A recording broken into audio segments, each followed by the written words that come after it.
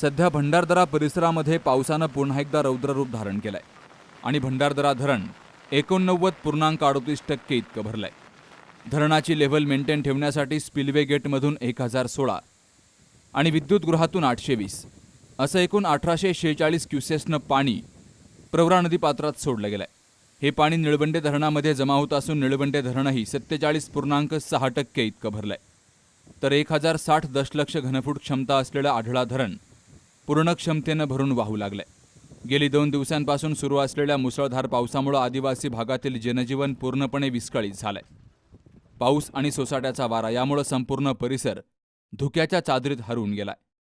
उडदावण्याच्या नदीला पूर आल्यामुळे शिंगणवाडीकडे जाणारा रस्ता पाण्याखाली गेलाय, तर डोंगरदऱ्यातून ओढे नाले दुथडी भरून वाहू लागलेत. परिसरात प्रचंड गारवा पसरलाय. जिल्ह्याची चेरापुंजी म्हणून ओळख असणाऱ्या घाटगर या ठिकाणी विक्रमी 305 मिलीमीटर पावसाची नोंद झाली आहे. रतनवाडी या ठिकाणी 248 मिलीमीटर, पांजरे 176 आणि भंडारदरा या ठिकाणी 175 मिलीमीटर पावसाची नोंद झाली आहे. गावाकडे जाणारे पूल आणि रस्ते पाण्याखाली गेल्यामुळे प्रशासनानं आदेश दिला असून आवश्यकता नसल्यास घराबाहेर पडू नका असं आवाहन पाटबंधारे विभागानं केलंय.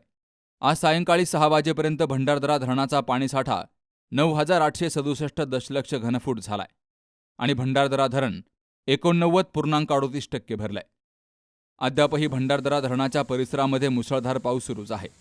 कळसुबाई शिखरावर देखील प्रचंड प्रमाणामध्ये पाऊस कोसळत असून वाके धरण ओसंडून वाहत आहे. त्यामुळे निळवंडे धरणाचा पाणीसाठाही झपाट्यानं वाढतोय. आज सायंकाळी 6 वाजता निळवंडे धरण 47.6% भरलंय, तर धरणाचा पाणीसाठा 3922 दशलक्ष घनफूट झालाय. धरणातील पाणी लेव्हल नियंत्रित ठेवण्यासाठी शाखा अभियंता सागर ढोकणे, वसंत भालेराव आणि कर्मचारी लक्ष ठेवून आहेत.